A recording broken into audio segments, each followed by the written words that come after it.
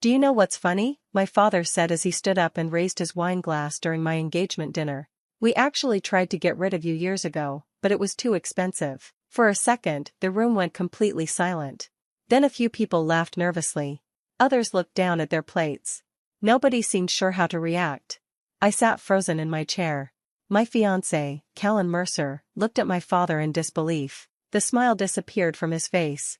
I felt my stomach twist into a knot as everyone waited for me to laugh along with the joke, but I couldn't. My father, Dorian Hart, simply chuckled and took a sip of his drink as if he had said something harmless. My mother, Meredith, avoided looking at me. She stared at the table and remained silent. I had spent my whole life feeling different from the rest of my family. They were never openly cruel, but I always felt like I didn't belong. Growing up, I often wondered why I seemed to be treated differently. Whenever I asked questions, I was told I was imagining things. Now, sitting at my own engagement celebration, those old feelings came rushing back. I looked around the table and noticed something strange. My grandmother, Eloan Hart, wasn't laughing. In fact, she looked terrified. Her face had turned pale, and her hands were shaking slightly. She kept staring at my father as if he had just revealed something he should never have said. The rest of the evening felt uncomfortable. People tried changing the subject, but the damage had already been done. My father's words kept replaying in my mind. When the dinner finally ended, guests slowly began leaving the restaurant. As Callan spoke with some relatives near the entrance, I saw my grandmother quietly walking toward the parking lot alone. I followed her outside. Just before getting into her car, she reached into her purse and pulled out an old brass key. She pressed it into my hand and looked directly into my eyes. "Your father never wanted you asking questions," she whispered. "Now it's time you do." Before I could ask what she meant, she got into her car and drove away, leaving me standing there with the key in my hand and 1,000 questions running through my mind. I couldn't stop thinking about the brass key.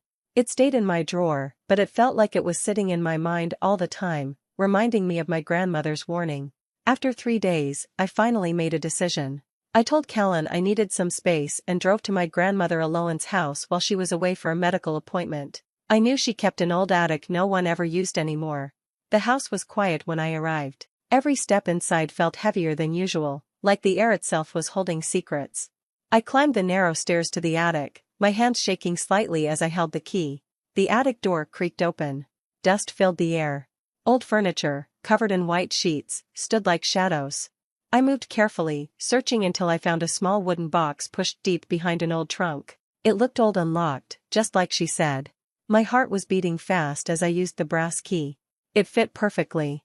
The lock clicked open. Inside, there were folded papers, yellow with age. Newspaper clippings, carefully kept for years. The first one caught my attention immediately. It talked about a missing child named Aurora Sinclair. She was only 5 years old when she disappeared during a charity gala. The name Sinclair sounded familiar. I had heard it somewhere, but I couldn't remember where. I read more clippings with growing fear. The articles described how Aurora came from one of the richest families in the state. There were photos from the event, crowds of guests, and search efforts that went on for years. My hand stopped when I saw the photographs at the bottom of the box. It was a picture of a little girl, smiling faintly at the camera. I stared at her face, unable to breathe properly. She looked exactly like me. Same eyes. Same face shape. Even the small mark near her eyebrow matched something I had seen in the mirror my whole life. I stepped back, holding the photo tightly. My mind started racing, trying to understand what I was seeing. My father's strange joke at dinner suddenly came back to me, but now it didn't feel like a joke anymore. For the first time, I felt something deeper and more frightening. It felt like my life was built on a truth I had never been told. I couldn't hold it in anymore. The next morning, I walked straight to my parents and placed the newspaper clippings on the table. My hands were shaking, but I forced myself to stay calm. "Who is Aurora Sinclair?" I asked. The moment they saw the papers, everything changed. My father's face hardened instantly. My mother's eyes widened, then she quickly looked away. For a second, no one spoke. The silence felt heavy, like the air had been taken out of the room. Then my father stood up. "You had no right to go through that box," Dorian said sharply. His voice was louder than I had ever heard before. I told him I only wanted answers. I reminded him of the photo, of the girl who looked exactly like me. But instead of explaining, he slammed his hand on the table. "Stop this nonsense. You're imagining things. Put everything back where you found it." My mother finally spoke, but her voice was weak. "Serafina, please, just forget about it. Forget about it." That made my chest tighten even more. The way they reacted didn't feel like confusion. It felt like fear. That night, I couldn't sleep. I kept thinking about the name Sinclair. I searched it again and again, going deeper each time. Hours passed, and I found more reports, more old documents, more missing child appeals. Aurora Sinclair had disappeared years ago from a charity gala. Her family had never stopped looking for her. There were interviews, police reports, even private investigators hired across different states. They had spent millions trying to find her. But something didn't make sense. My name never appeared anywhere in their records. Not once. It was like I had been completely erased from every search, every file, every mention. I kept digging, my heart racing harder with every page I found. Someone had made sure there was no connection between me and that missing girl. Every trail stopped cold, like it had been carefully covered up. By morning, I was no longer confused. I was sure of one thing. Whatever my parents were hiding, it wasn't small. I told myself I needed answers, not fear. That's why I agreed to attend the charity event linked to the Sinclair Family Foundation. I dressed carefully, trying to act normal, even though my mind was far from calm. The hall was full of people in expensive clothes, soft music playing in the background. Everything felt too polished, too perfect, like a world I didn't belong in. I was standing near a display table when I noticed an elderly woman walking toward me. She stopped suddenly a few steps away. Her face changed the moment she looked at me. She froze. Her hand started shaking slightly, and her lips parted like she wanted to speak but couldn't find words. "Excuse me," she finally said in a low voice, still staring at me. There was something strange in the way she looked at my face, like she was seeing a ghost. She took a small step closer. "What is your name?" "Serafina Hart," I replied. The moment I said it, her eyes filled with tears. She covered her mouth with one hand, shaking her head slowly. "No, this can't be." People around us started noticing, but she didn't care. She reached out and gently touched my arm, as if checking I was real. "My name is Celeste Sinclair," she said. "I am Aurora's aunt." My heart dropped at the name. Before I could respond, she looked closely at me again, her eyes locking onto something near my ear. She slowly moved a little of my hair aside. Her expression changed again. "You have it," she whispered. I didn't understand. "Have what?" She pointed at a small birthmark behind my ear. "That mark, it runs in our family. Aurora had it too. My sister had it. I've seen it my whole life." My breath caught in my throat. Celeste stepped back like she needed air. She looked overwhelmed, like everything she believed was breaking in front of her. Then she spoke again, softer this time. "Please, you need a DNA test. Just to be sure."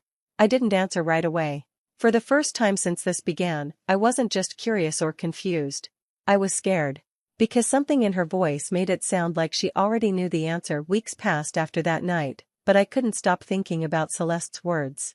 In the end, I agreed to take the DNA test. I told myself it would close the chapter, that it would prove everything was just a strange coincidence. The envelope arrived on a quiet afternoon. My hand shook as I held it. I didn't open it right away. I just sat on my bed, staring at it, feeling like whatever was inside had the power to change everything. When I finally opened it, my eyes moved across the page quickly. My breath stopped. It said I was not adopted. My heart pounded harder as I kept reading, trying to understand what I was seeing. But the next line made my body go cold. The truth was not what I expected. I was Aurora Sinclair. The report confirmed I was the biological daughter of Roman Sinclair and Vivian Sinclair. I had heard those names before in news articles. They were one of the richest families in the country. Powerful, known, and always in the public eye. I had read about them without ever thinking they could be connected to me. My hand started shaking so badly I dropped the paper on the floor. It didn't feel real. I kept repeating the words in my head, hoping I had read them wrong, but the result didn't change. I wasn't who I thought I was. I was someone else. Someone who had been lost. The silence in my apartment suddenly felt heavier than before. Even the smallest sound made me jump. I didn't know what to do next. Callan tried calling me, but I didn't answer. Then something worse happened. Late that night, I heard a noise near my door. At first, I thought it was just the building settling. But then I heard footsteps inside my apartment. I slowly stood up, my heart racing. The living room light was off, but I could see movement. Someone was inside. Drawers were being opened. Papers were being moved. My things were being searched. I didn't scream. I couldn't. Whoever it was wasn't there by accident. They were looking for something. And I knew exactly what. I went straight to my grandmother alone after what happened. I didn't call first. I just arrived at her house, my hands still shaking from everything I had learned. She opened the door and immediately knew something was wrong. We sat in her small living room without speaking for a moment. I placed everything I had found on the table. The DNA report, the Sinclair documents, everything. Her face changed as she looked at it all. She closed her eyes for a second, like she had been waiting for this day for a very long time. I can't keep carrying this alone anymore, she said quietly. For the first time, her voice sounded tired, not strong like before. She told me to sit closer. Then she started speaking, slowly, like every word hurt her. When you were 5, your father brought you home one night. He said he found you abandoned near a service road. He made it sound like he was helping you. I listened, barely blinking. But I never believed him, she continued. Something about the story didn't feel right. She stood up and walked to a locked drawer in her cabinet. From it, she pulled out a thick folder that looked old and worn from being opened many times. I started checking things myself, she said. Inside the folder were copies of documents, hospital records, and bank slips. Some papers looked altered, like someone had tried to change details after they were written. Every time I asked your father about it, she added, he would get angry. He told me I was imagining things. Then he warned me to stop or I would lose access to the family completely. Her hands were shaking slightly as she placed the folder in front of me. I couldn't stop, she whispered. I kept collecting proof quietly. 4 years. I flipped through the pages slowly, my chest tightening more with every document I saw. Then she said something that made me stop completely. I think your father didn't just find you, Serafina, he knew exactly where you came from. The folder my grandmother gave me changed everything I thought I knew. After that night, investigators were finally brought in again, and I stayed close, answering every question they asked. At first, they treated it like a missing identity case. But soon, they started finding things that made the situation darker. Old financial records began to surface. Payments made years ago. Strange transfers that didn't match any normal family expenses. My father's name appeared more than once in private records that were never meant to be public. One investigator asked me to sit down before showing me anything else. He looked serious, like he had already made a conclusion but didn't want to say it too quickly. Then he placed the documents in front of me. I saw dates going back years. Attempts. Not just one, but several. My father, Dorian, had tried to place me into foster care more than once. Each attempt had failed. Not because he stopped trying, but because something always blocked it. Legal checks. Background issues. Risks that could expose him. The investigator explained it slowly, watching my reaction carefully. If this had gone through, he said, a lot of things would have come out. Things he couldn't allow. I felt my throat tighten as I kept reading. Every failed attempt had a cost. Every delay made the situation more complicated for him. And then I saw the line that made everything stop in my mind. Keeping me was cheaper than getting rid of me the right way. Not just cheaper in money, but cheaper in risk. That's when the memory of his voice came back to me. At my engagement dinner. His laugh. His words.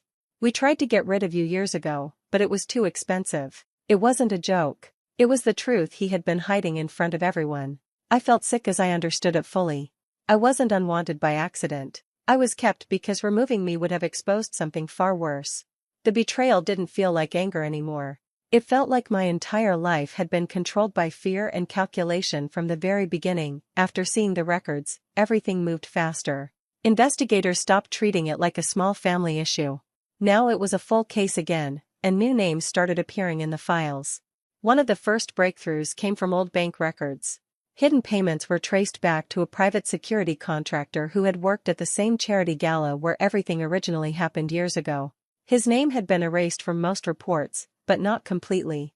When investigators brought him in, he didn't deny everything. He stayed quiet at first, then finally spoke after hours of questioning. He admitted he had been paid by someone connected to my father, Dorian Hart. Not just once, but multiple times over the years. His job had been to adjust records, remove traces, and make sure certain details never reached official reports. The more he talked, the heavier the truth became. Then more people started coming forward. A former staff member from the event spoke about missing files and altered guest lists. Another witness remembered being told to forget certain names after the gala ended.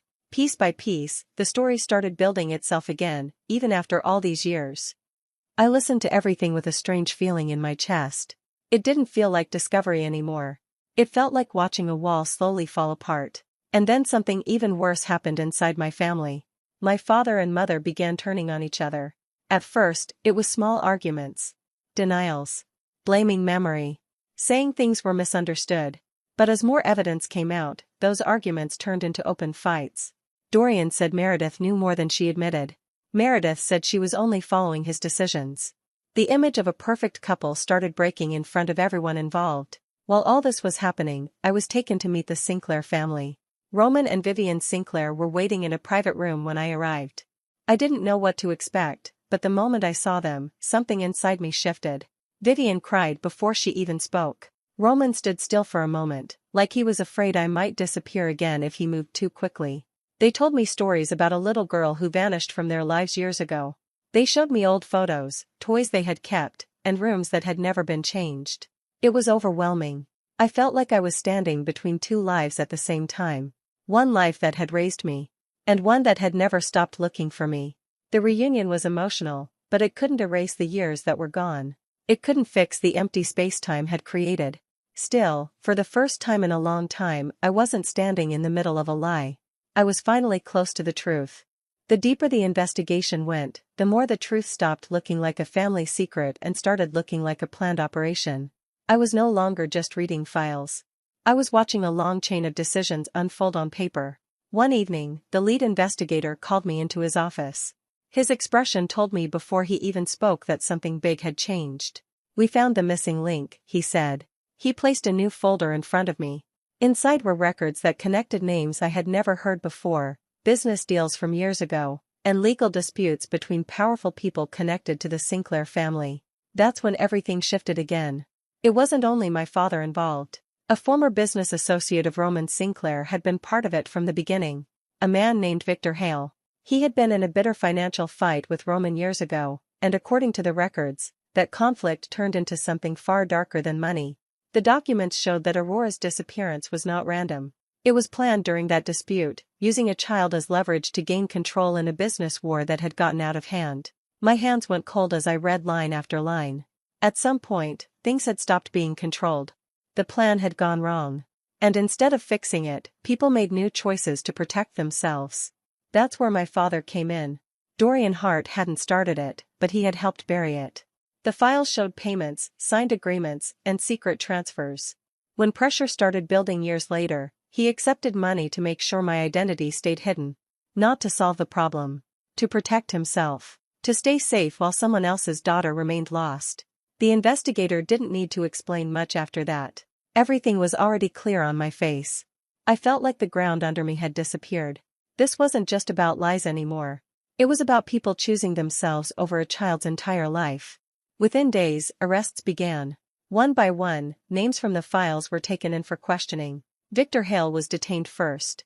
Then others connected to the old financial network. Even people who thought they were safe started getting pulled into it. My father and mother were called in separately.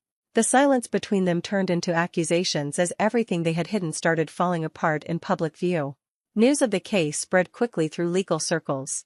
Contracts were reviewed, accounts frozen, reputations collapsing under the weight of long-hidden actions finally coming to light. For the first time, there was no confusion left.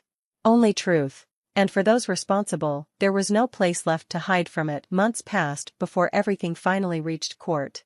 The trial was long, tense, and filled with documents, witnesses, and voices from the past that had stayed silent for years. Every piece of evidence was brought forward again, bank records, altered reports, statements from people who had finally decided to speak. My grandmother alone sat behind me every day. She never left my side once the hearings began. Dorian Hart walked into court looking like a different man. The confidence he once carried was gone. Meredith avoided looking at me at all. The same people who once controlled every part of my life now sat in silence while their actions were read out loud in front of strangers. Each testimony added another layer to the truth. There was no confusion anymore. No gaps left to hide in. Everything they had buried for years was now out in the open. I was asked to speak too. Standing in that courtroom felt unreal. My voice shook at first, but I forced myself to tell the truth about everything I had lived through, from the engagement dinner to the discovery of the files, all the way to what I had learned about my identity. When I finished, the room stayed quiet for a moment. Then the judge began reading the final findings. Every lie was confirmed. Every hidden action was exposed. Years of deception were written into official record, leaving no space for denial or escape. I remember thinking back to that night at my engagement dinner. My father's laugh. His words that made everyone uncomfortable but nobody questioned at the time. Now those same words felt completely different. What he called a joke had become the beginning of his downfall. After the trial ended, everything changed quickly. Legal papers were filed, names were corrected, and my identity was officially restored. I was no longer Serafina Hart in the system. I was recognized as Aurora Sinclair. It didn't feel like a sudden transformation. It felt like something returning that had been missing for a long time. Slowly, I started rebuilding my life. I stayed close to Kellen, who never once walked away from me through everything. At the same time, I began learning about the Sinclair family, people who had spent years searching for me without giving up. There were no perfect endings. No way to erase the years that were lost. But there was justice. The people who once controlled my story lost everything they built on lies. And I finally understood something I had never been able to believe before. No matter how deep the truth is buried, it always comes back to the surface in the end.